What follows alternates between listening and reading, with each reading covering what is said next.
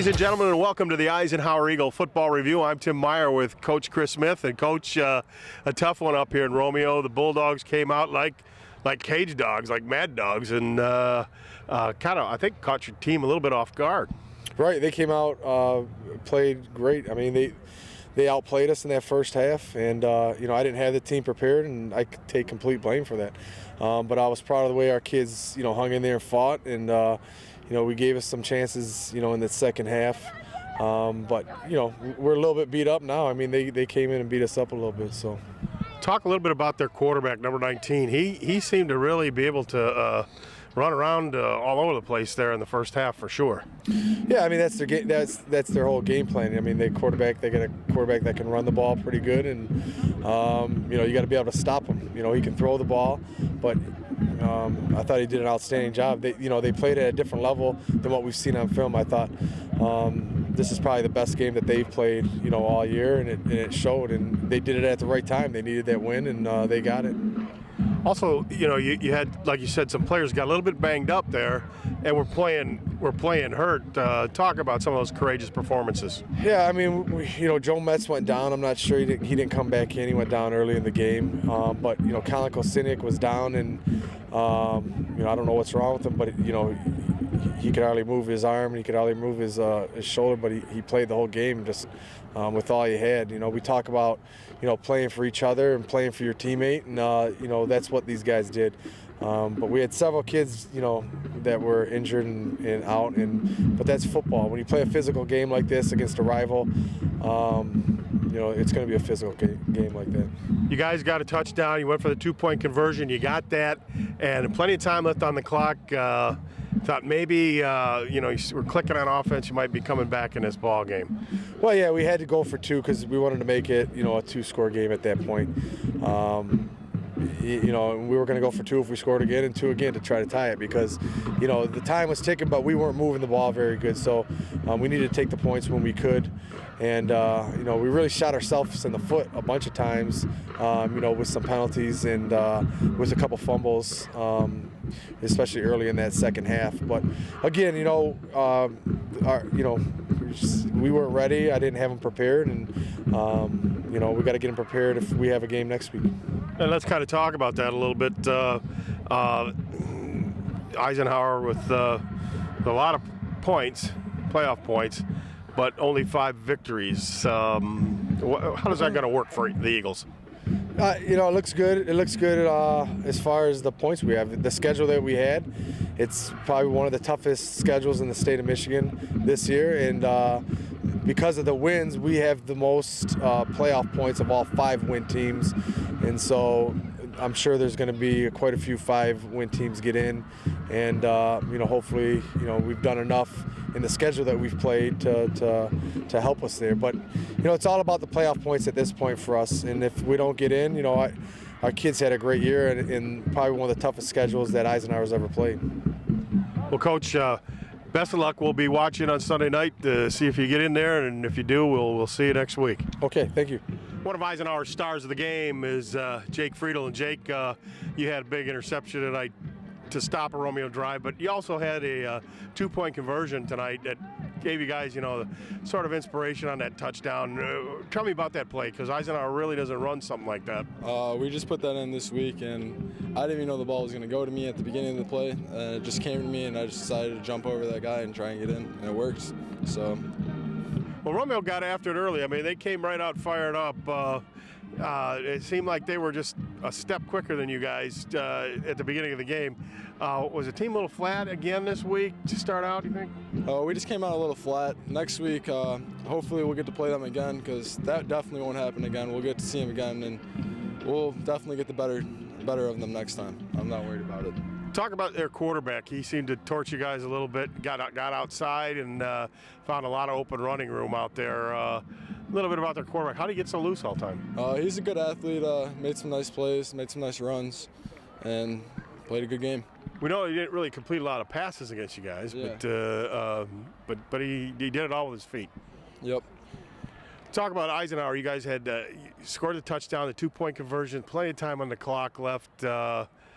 What were you thinking at that time? I was thinking we could come back, and I've seen crazier things. The Warren Mott game last week, scoring with 30 seconds left. The game definitely wasn't over in my mind. Yeah. You got some guys banged up, and if you are in the playoffs next week, what kind of things would probably change this week in practice? We got a few players that are going to need to step up in key positions, and we're going to be all right. We're going to have people step up. We'll come together as a team, and this loss will make us better. I'm not worried. I know there's a couple people you want to say hello to, so go ahead and do that. I'd like to say hello to my folks, my mom, my dad, and my girlfriend Cameron. Thank you. Eisenhower's offensive starter tonight, Cody Goff. And Cody, tonight your number was called. Yeah, it was very, I just didn't, Joe Metz just randomly got injured. I wasn't ready. I don't know, I just had to step up. And what did that feel like? You saw Joe coming out there and they put you in the ball game, and what was going through your mind? Just a lot of nerves and excitement. I just wanted to get out there and do what I can for the team, you know. When did the nerves go away? Probably after that first hit, and then it was all just playing from there. They were a pretty hard-hitting group, but your line seemed to open up some holes for you, and you were crashing and banging too. Didn't that hurt a little bit? It was all right. My line did very good. They opened up as many holes as possible. And, how did it feel once you got going? How did it feel tonight after you finished it? Were you satisfied with your performance? I mean, we didn't win, so not really. I mean, I wish I could have done more to get the W, you know. You think you'll probably get some time now at fullback and a little more practice time if Eisenhower plays next week?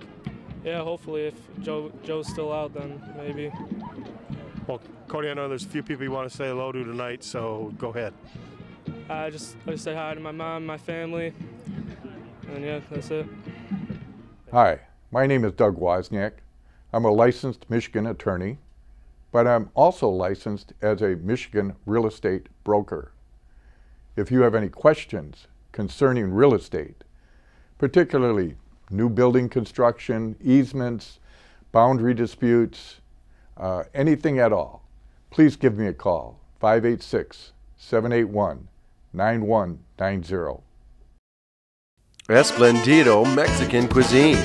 Esplendido serves time-tested and taste bud-approved Mexican cuisine that's often copied but never duplicated. Of course, you can still get that famous Esplendido pizza. Dine in or carry out. Almost 30 years of serving great meals to good friends. Esplendido.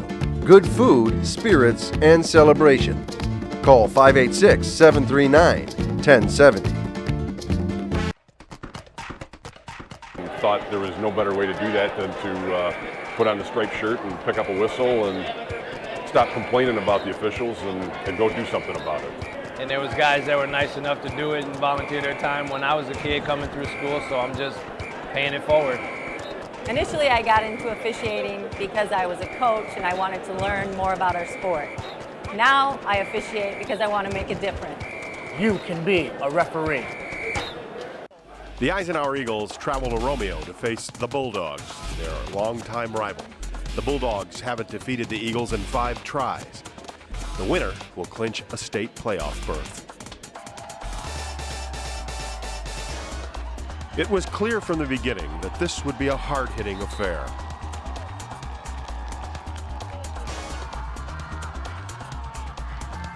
The Eagles' Logan Friedel breaks up this pass, making it 3rd down.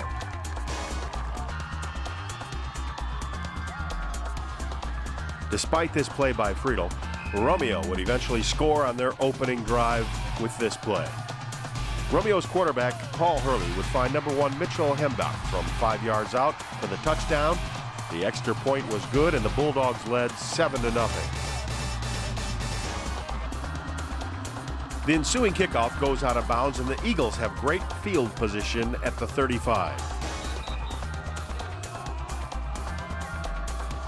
Pike quarterback Jake Bradsher hits Nick Ribbing, who gets 5 yards on this play.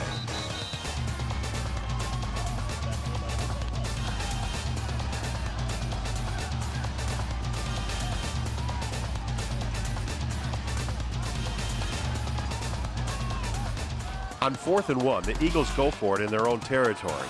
They are stopped by the Bulldogs, who now have great field position at the Eagle 41.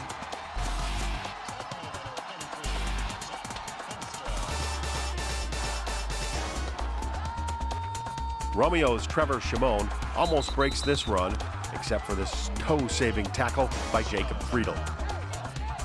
The first quarter would end with the score, the Bulldogs 7, the Eagles nothing. The Bulldogs drive down to the Eagle 5, and quarterback Paul Hurley would go untouched into the end zone.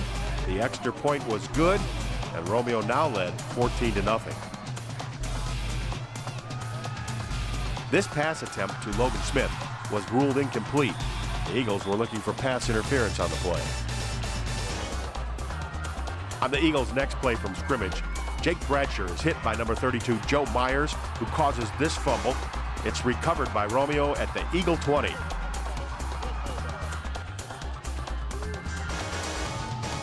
Eisenhower's Jake Corey and Logan Friedel plug up the middle. The result, a 1-yard gain for Romeo.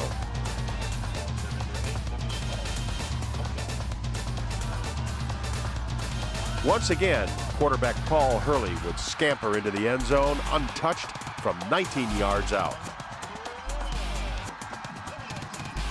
The extra point was good, and Romeo now led 21-0. The Eagles would lose an important part of their offense as Joe Metz goes down with an injury on this play.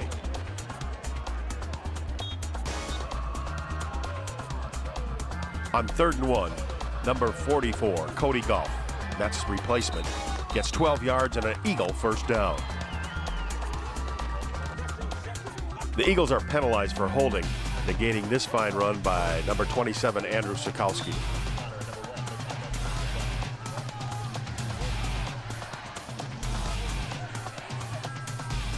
Eisenhower is forced to punt and get a good punt from number 18, Ben Campbell. And there's good coverage on the special teams on this one.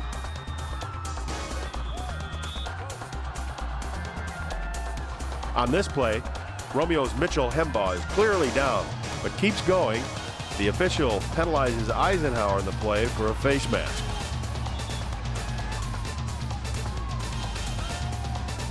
Hurley would then find Trevor Atkinson with this pass, and only Anthony Saputo saved the touchdown.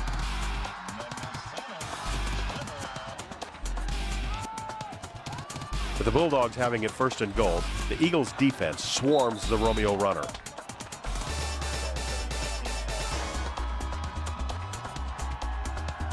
On 3rd down, number 41, Colin Kasiliak, and number 6, Logan Friedel team up to stop Paul Hurley for a loss. On 4th down, number 3, Andrew Bering of Romeo comes on and kicks this 30-yard field goal, making it 24-0 Romeo. With time running out in the first half, the Eagles were desperate to get something going. On offense, Jake Bradsher hits number 33, Nick Ribbing, with this play, good for 11 yards.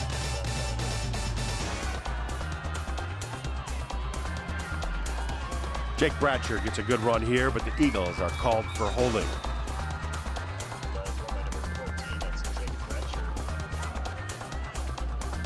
On 3rd and 23, the Eagles try a little trick play by Nick Ribbing, stopped short of the first down, forcing Eisenhower to punt. The first half would end with the score, Romeo 24, Eisenhower nothing.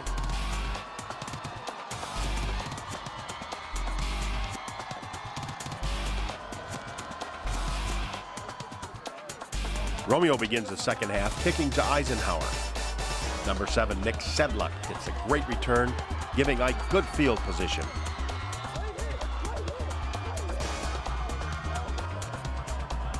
Despite the good field position, the Eagles would fumble, and Romeo would recover, putting pressure on the Eisenhower defense to come up big.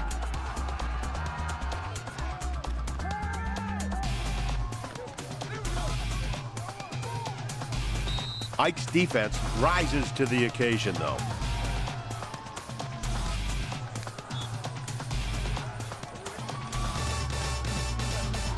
Colin Kasiliak, who is playing hurt the entire game, makes the big play on 3rd down.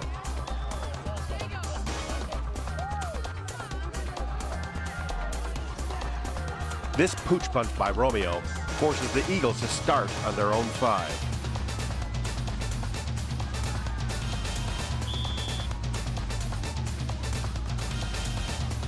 The Eagles could get nothing going and are forced to punt it back to Romeo.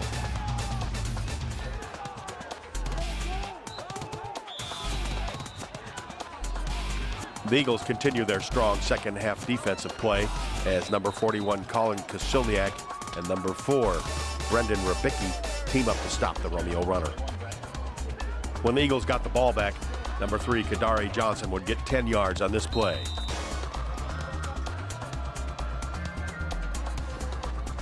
Number 44 Cody Goff gets 6 more here.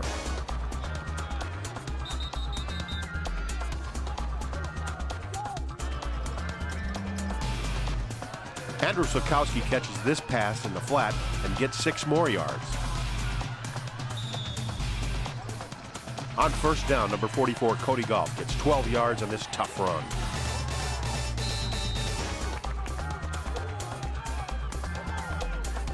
Romeo is called for pass interference on this play, costing the Bulldogs 15 yards.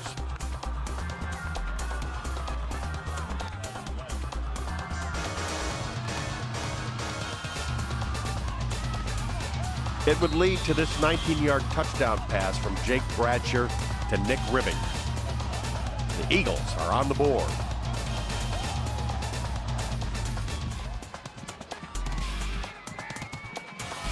Eisenhower goes for the 2-point conversion, and Jake Friedel gets into the end zone, making it 24-8 Romeo. On the ensuing kickoff, Ike is fired up.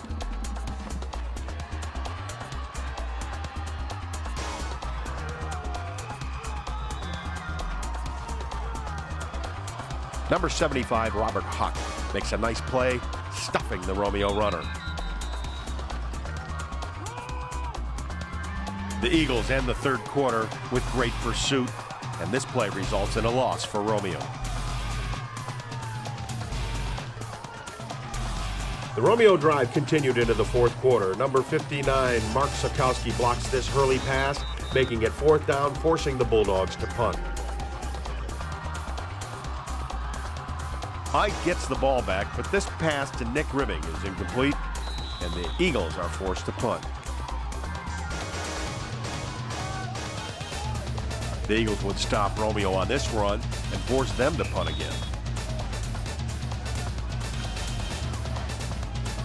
Jake Bradsher's pass is tipped and then intercepted by Romeo's Cade Messner.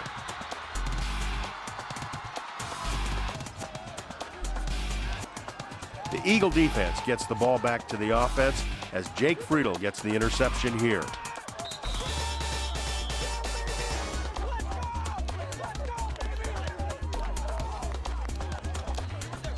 Ike is forced to punt and almost catch a break as the Romeo return man fumbles the punt, but he recovers his own fumble, and it's 1st and 10 Bulldogs.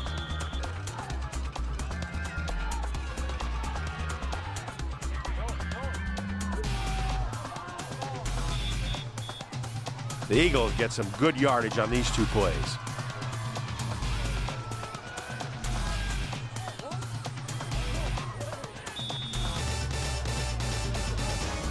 Jake Bradsher hits Nick Ribbing, who makes a nice play here, gets speared, but holds on to the football for a big gainer. The Eisenhower is in the red zone, but this pass is picked off by Romeo, and that's all she wrote. For the first time in 5 tries, the Romeo Bulldogs defeat the Eisenhower Eagles. The final score, Bulldogs 24, Eagles 8. Hi, my name is Doug Wozniak. I'm a licensed Michigan attorney, but I'm also licensed as a Michigan real estate broker. If you have any questions concerning real estate, particularly new building construction, easements, boundary disputes, anything at all, please give me a call, 586-781-9190. Esplendido Mexican Cuisine. Esplendido serves time-tested and taste bud-approved Mexican cuisine that's often copied but never duplicated. Of course, you can still get that famous Esplendido pizza. Dine in or carry out. Almost 30 years of serving great meals to good friends. Esplendido, good food, spirits, and celebration. Call 586-739-1070. A high school football game night is a unique experience, uniting a community in so many ways and showcasing other school activities. This grand setting helps kids learn life skills and build lifetime relationships in the safest environment ever, where teacher coaches, equipment, rules, and safety protocols minimize risks. It's a true celebration of participation. Support your local school and its young people who enjoy this privilege.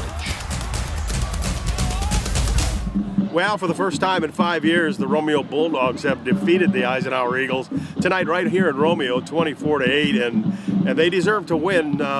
Basically coming out of the doghouse, barking, kicking, scratching, and hitting pretty hard, and kind of caught the Eagles off guard a little bit and put a little licking on them. So not much offense for Eisenhower except for the second half, and the defense also picked it up in the second half, but just not enough oomph for the Eagles and a lot of oomph on the Bulldog side. For Coach Chris Smith, I'm Tim Meyer saying we'll see you next time right here on the Eisenhower Eagle Football Review.